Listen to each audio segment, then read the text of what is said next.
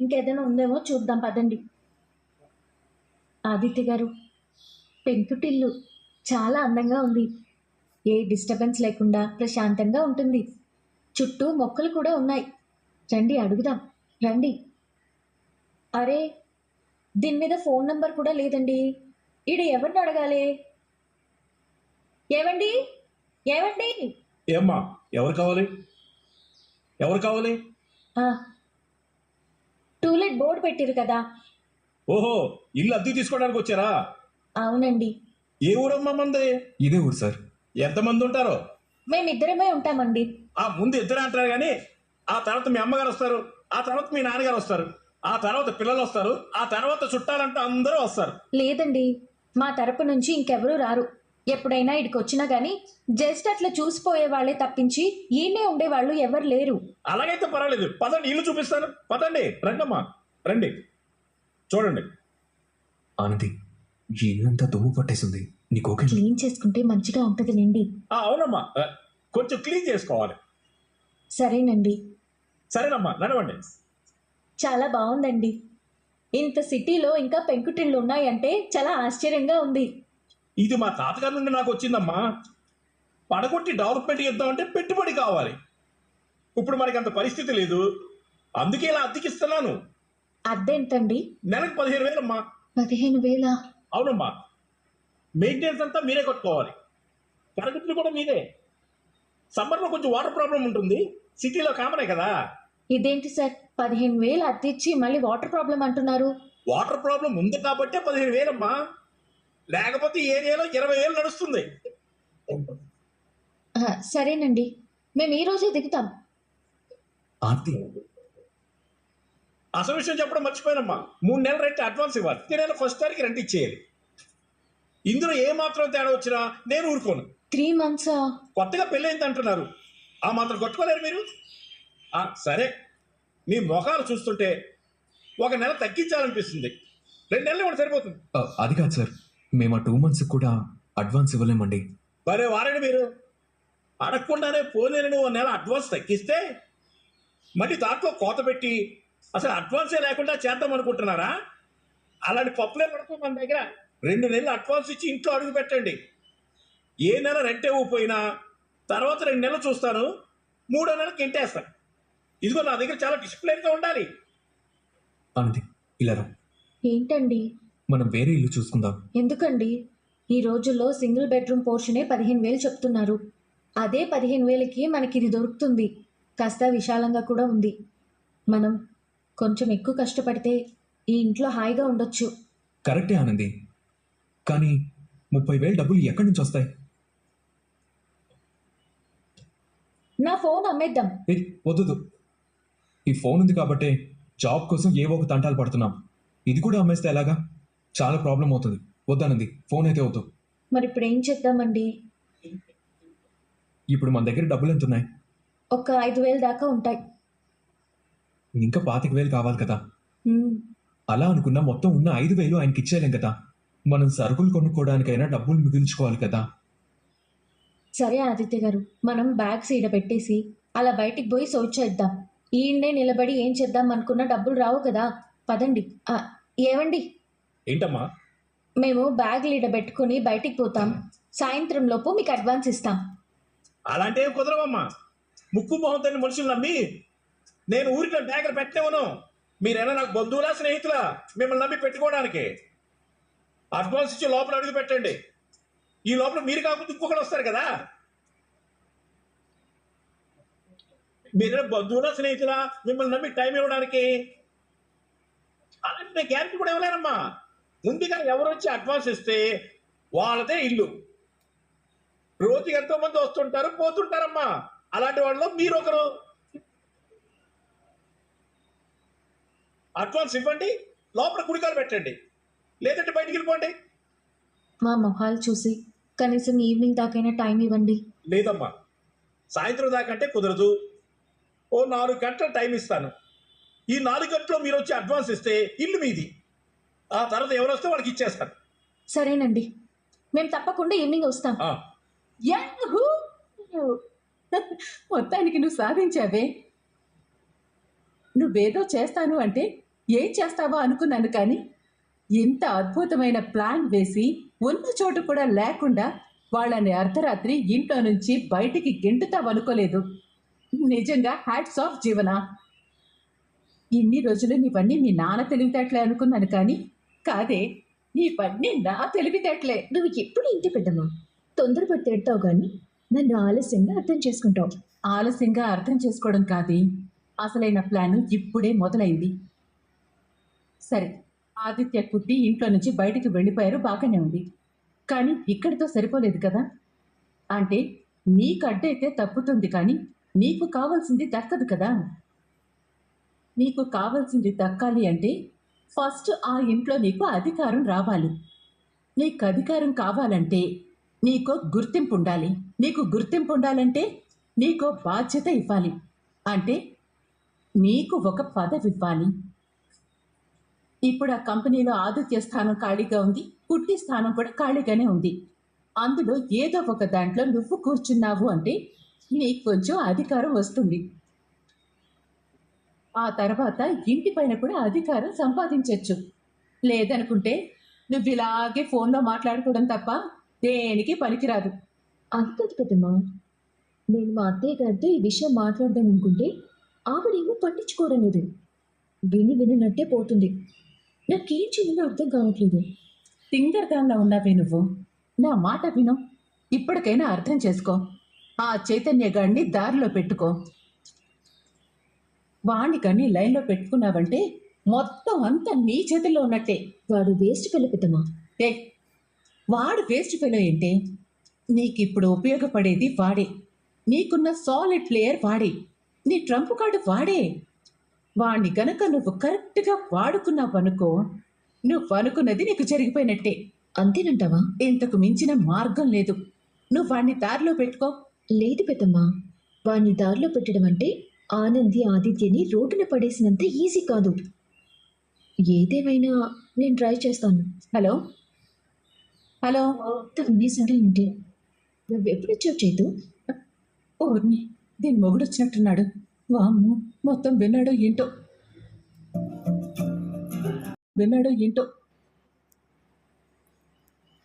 ఎవరితో మాట్లాడుతున్నావు? బెంగళూరులో పెద్దమ్మ ఉంది కదా, మా పెద్దమ్మతో మాట్లాడుతున్నాను. అదే మా తమ్ముడు ఎలా ఉన్నాడు ఏంటి అని అడుగుతున్నాను. నాకేమలా అనిపించట్లేదే. అంతే చేతు, నువ్వు నన్ను ఎప్పుడూ అనుమానించడమే కదా. లేదు, ఈ ఇంట్లో వాళ్ళు బాధపడుతున్న ప్రతిసారి నువ్వెందుకో చాలా ఆనందంగా ఉంటావు. ఈరోజు సత్యనారాయణ వ్రతం హ్యాపీగా జరిగింది కదా. నాకు తెలిసి నువ్వు బాధగా ఉండాలే, కానీ నువ్వెందుకు ఆనందంగా ఉన్నావు?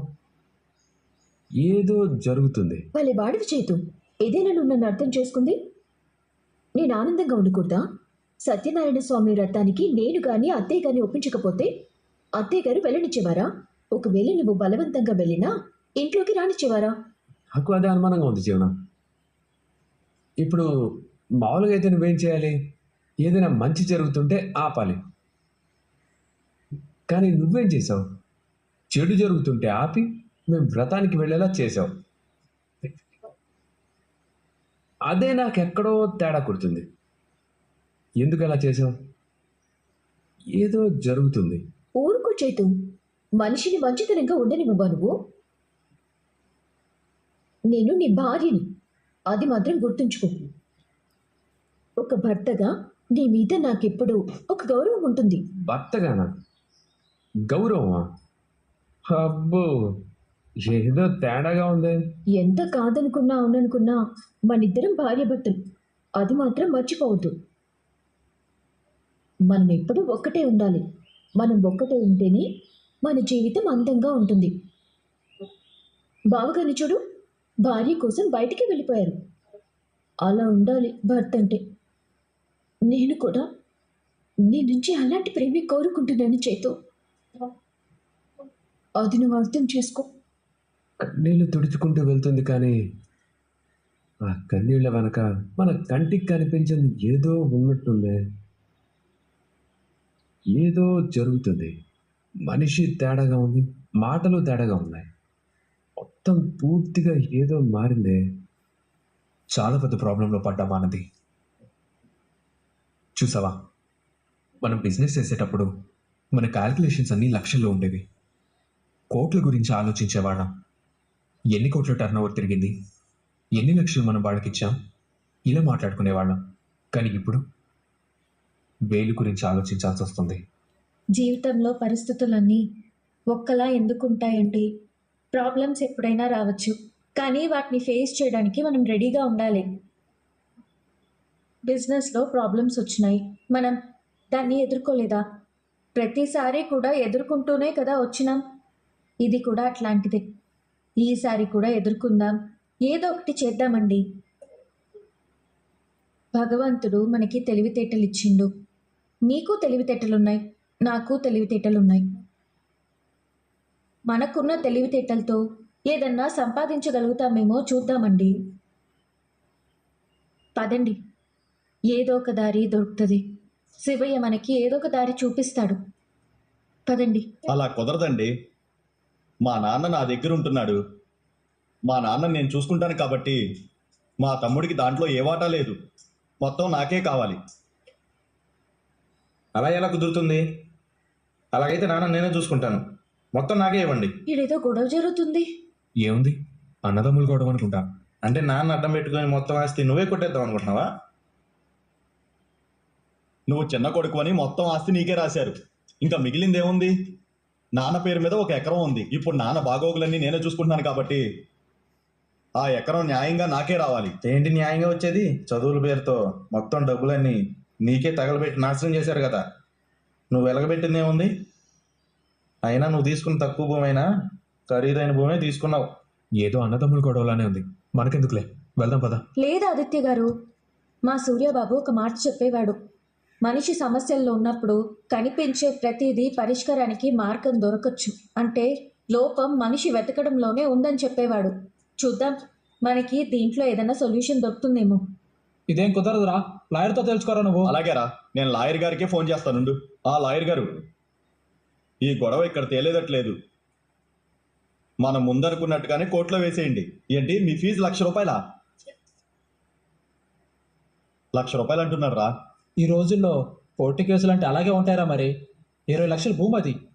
ఓ ₹1,00,000 ఖర్చు పెట్టడంలో తప్పేముంది? అలాగేరా. ఓకే, నువ్వు మాట్లాడు. అలాగేనండి. రే, అడ్వాన్స్ 25,000 అంటున్నారు రా. సరే, వచ్చి కలుస్తాను చెప్పు. సార్, వచ్చి కలుస్తాం సార్. నేను మాత్రం తక్కువ ఉన్నానా? నాకు మాత్రం లాయర్ లేడా? నేను లాయర్ దగ్గరికి పోతాను. నువ్వు 25,000 ఇస్తే నేను 50,000 ఇస్తాను. నువ్వు 1,00,000 ఇస్తే నేను 2 లక్షలు ఇస్తాను. నాకు తెలియని లాయర్లా, నాకు తెలియని కోర్టులా?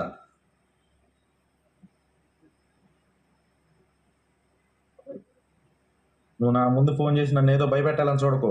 నేను ఎక్కడికైనా పోతా. నాకు వచ్చేది రూపాయి అయినా సరే నేను వదిలిపెట్టను. నా 50% నాకు రావాల్సిందే. అట్లయితే నష్టపోయేది నువ్వే. ఎవరమ్మా నువ్వు?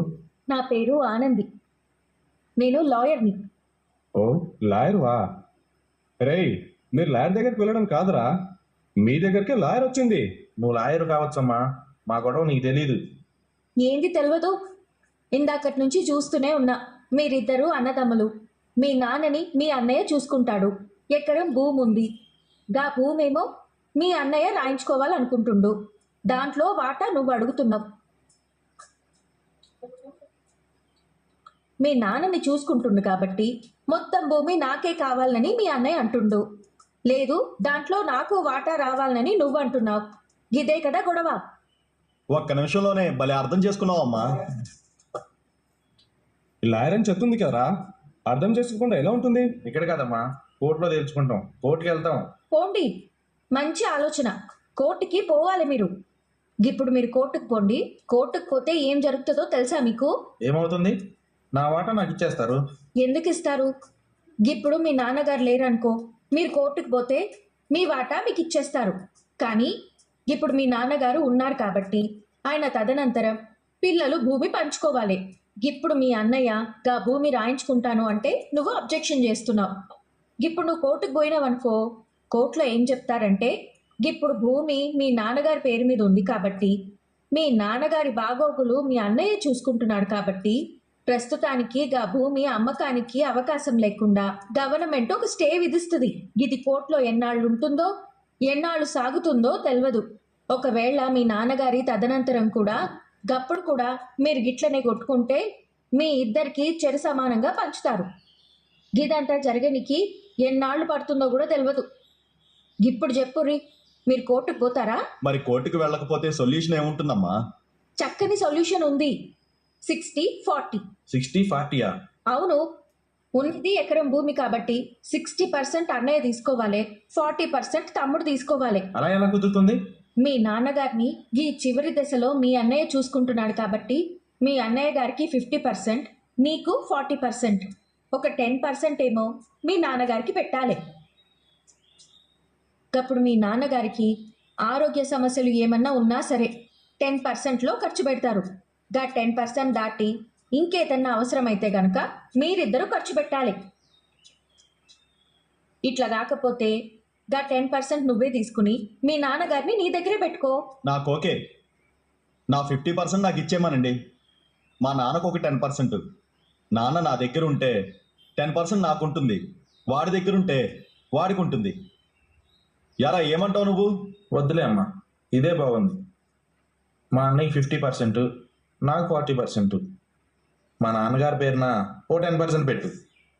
మా వదినే బాగా చూసుకుంటుంది మా నాన్నని. మా ఆవిడ మళ్ళీ సరిగ్గా చూసుకోదు.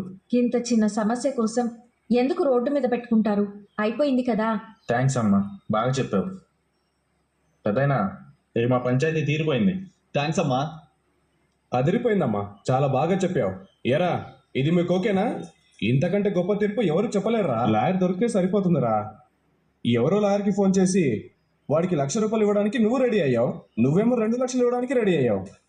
నువ్వు అడ్వాన్స్ 25,000 అంటావు, నువ్వేమో 50,000 అంటావు. మీరు అసలు కోర్టుకు వెళ్లకుండా గొడవలు పడకుండా మీ సమయం వేస్ట్ అవ్వకుండా చక్కగా తీర్పు చెప్పింది కదరా. ఆ అమ్మాయి కూడా లాయరే కదా, ఫీజు ఇవ్వాలి కదా. చెరో 15,000 ఇవ్వండి. ఇదిగో అన్న, నువ్వే ఇచ్చేయి. ఇదిగమ్మా, తీసుకో. తీసుకో అన్నది. ఇది నీ తెలివితేటలకి దక్కిన బహుమానం. తీసుకో అమ్మా. ఉంటామమ్మా. ఆ, ఉంటాను. సరే. అమ్మా ఆదిత్య గారు, అడ్వాన్స్ వచ్చేసింది.